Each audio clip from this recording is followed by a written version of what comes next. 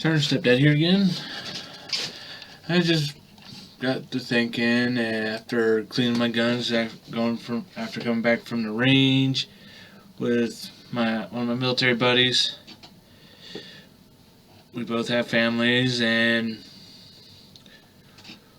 what should be one of the main goals you look for in your family? Well, for marriage wise. And I'm not gonna. It does not specifically go for straight couples or anything like that. It's for any significant other you find in your life. I believe personally, and this is what I try to also aim for in mine, is um, everyone is equal in this marriage, and all parts of it are shared equally. Bills, jobs to do around the house. I mean, we try to keep things equally divided between us. And there are some things that you, one person should take over, mainly because I think it's the leader of the house's job to do stuff like to fit more of physical labor stuff like mow the yard or car repairs. Not saying that the other one can't help with it from time to time. I'm just saying the leader of the house would be better, should be doing that kind of stuff. I mean, I help with cooking, cleaning the house, giving the baby his bath. But you gotta work together on everything, even when it comes to raising the children. If you say just make one person do all the work for that specific item, they're not gonna be happy every time they do it. If they can get a bit of a reprieve from it, it's a good thing. I mean, yes, there's some things I actually don't mind doing, or those individuals will mind doing continuously. I mean, I actually turn some I like to do into kind of a hobby, and that is actually working on cars. So when I have the funding and the time to do it, I actually will work on restoring a old car that I have. I mean, but I can't work on it all the time because I've got this other stuff to do. Repairs around the house, um, I'll make sure the house stays clean, taking care of a baby. But we all work together and we give each other time off so we can at least do something we enjoy, rest. And then there's also the decisions that need to be made. We do have our spouts where we get mad at each other, but in the end, we talk them out. It does take a while sometimes for you and your significant other to talk about certain issues, and I would recommend not pressing it and let them talk to you about it when they want to. That even goes for having a bad day. If you can do something to make them feel better, do it. Unless they tell you not to. Because there's times I've done something thinking it was the right thing to do, and lo and behold, she didn't want me to do it. But you gotta work together on your finance when it comes to finances, because I know not everyone out there is rich or has the money to do whatever they want or not have to worry about things. But I know my instance, I'm not the richest person out there. I'm not even actually rich. My computer is just several different things cobbled together, and it works. I mean, I upgraded the graphics card on it myself, but I don't spend money unless it's something that we need, or like during taxes, we're all caught up on bills. We'll buy something for ourselves. But when your significant other does have a bad day and it's not gonna cause a problem, or there's no financial constraints at that time, do it, and it should at least help them brighten up their day. Now, there is another topic that is going in with this, and that's, do not get involved with someone that's abusive. Or, and I know there's some that show signs and some that don't, but if they do show signs, do not stay with them. Get there as quick as possible. But me and my wife have had our share of abusive relationships. My ex-wife, she did not show signs of being an abusive type of person. She wasn't the physically abusive, even though she took her hands and smacked me against the ear at the same time. That is out of anger, and that's actually is abuse. But she was more of the verbal type.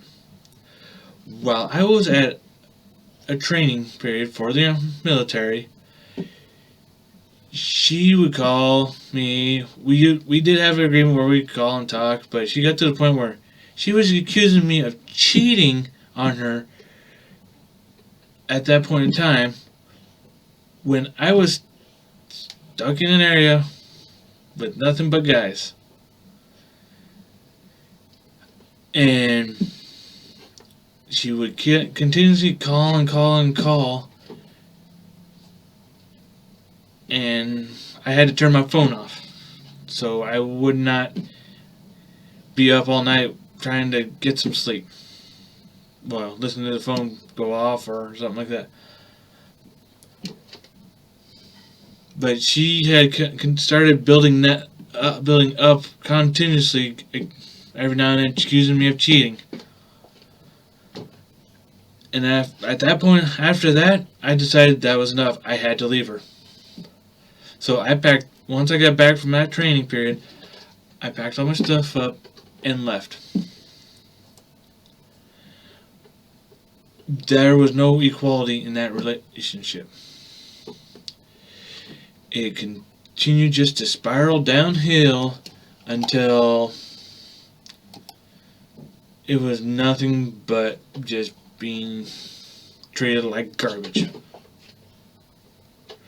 My wife now, yes, we do have a lot of arguments lately, but we still love each other. We don't treat anyone like dirt. Most of the time it's been a misunderstanding. I mean, sometimes I walk away when I feel like I'm not being listened to and calm down and try to relax. She's gotten even madder sometimes at those. But when I come back and explain that I needed to clear my head before I started being mean and rude and yelling, and I told her that it's better for me to do that instead of saying something I'm going to regret it after it comes out of my mouth. And there's times I have slipped up and done that, said something I shouldn't have. But you've got to apologize and try to still continue working it out. But as I said, in marriage you've got to try to make everything equal. I mean, not like this. You gotta do the same amount of work. It's just not like physically equal work. It's more of you work together to maintain the house, maintain the family, and maintain your relationship.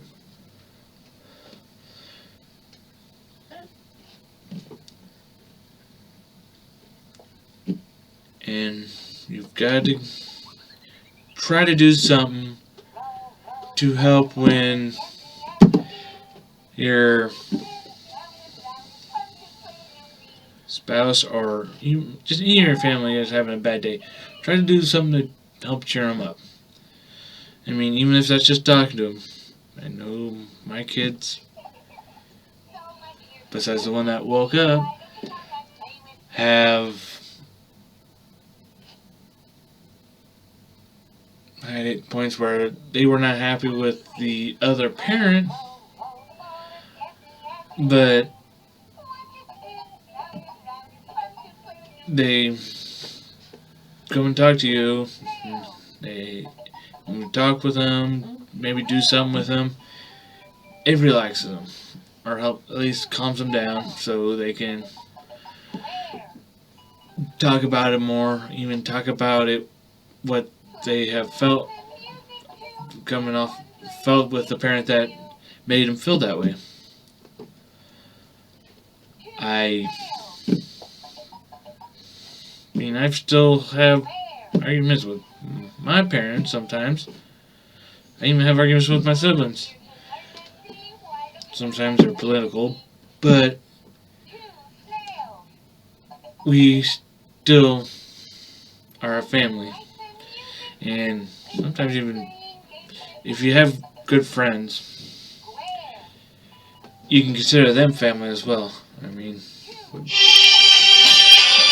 buddy I went to the range with, yes, we are like family. I mean, even in the military, we are a family. So even though after we retire, we still look at each other like family. Or even the bickering back and forth between branches. We're still family. I mean, when I was in Kuwait, I'm actually I was in the army. I was going to Chow. I was with this unit that had vehicles. Saw a couple Marines walking down the road. We get joke around that Marines like to eat crowns. But I stopped and picked them up and took them to the chow hall.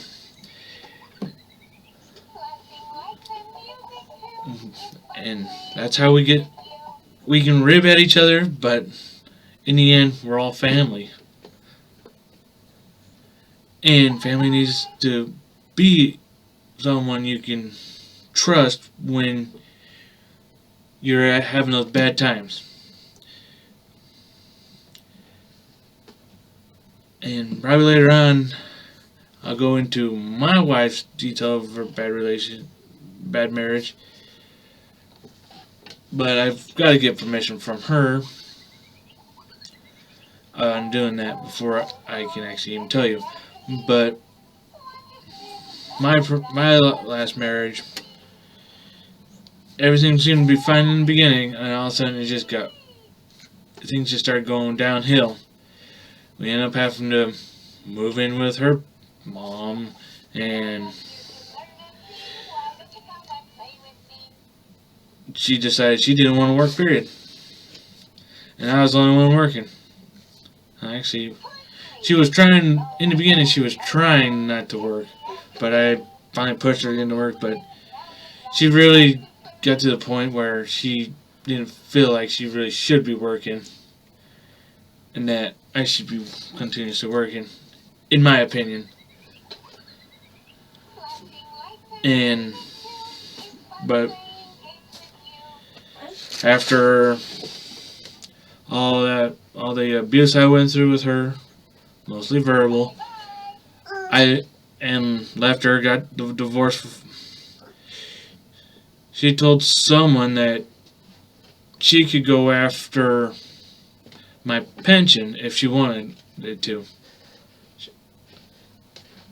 Well, the thing is, there was no pension to speak of unless I reached 20 years. So if I left the Army before my 20 years was up, I wouldn't have gotten a pension. And that's the kind of vindictive people you should not have in your life. I heard a few years after I left her that she got into drugs. She had a child that tested positive for the drugs and lost a child, which makes me glad that I did not stick with her, because that would have been a poor life for any of my children. And I do not want that kind of life for my children. I want the best life I can provide for them. And you should too when you have kids. I don't want to talk about abortions because, yes, I believe it's wrong, but I can't make you decide what to do with it. But I also feel that I shouldn't have to pay for you to get one.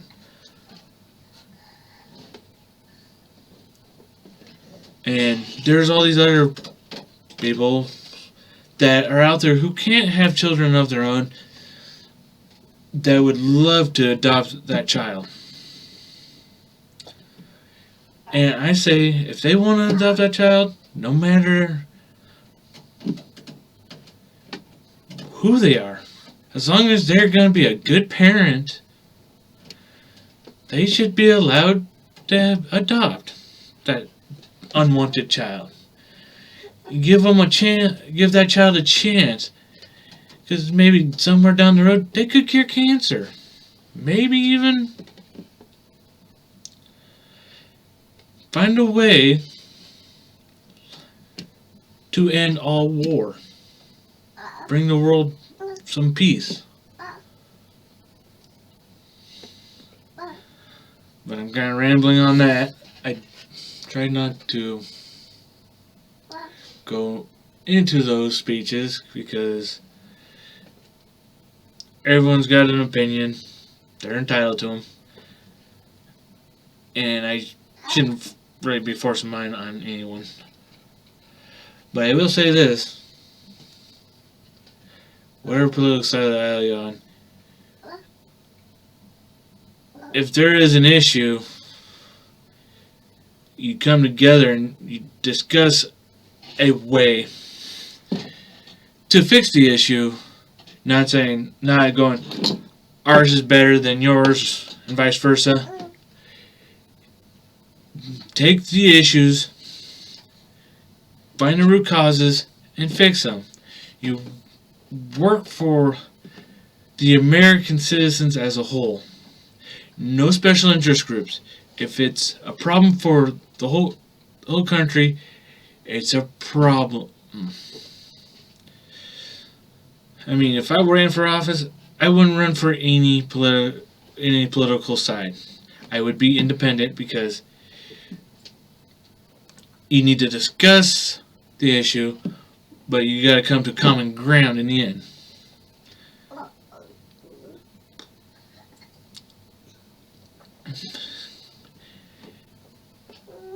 And I know I can get ripped apart by this, but you've got bad people in both Black Lives Matter and in the police department.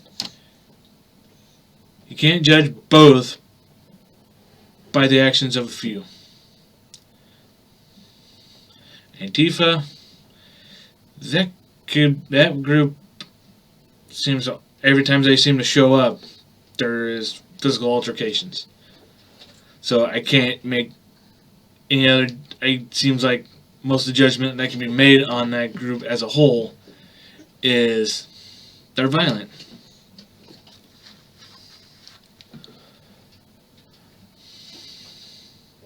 So, but any group that starts violence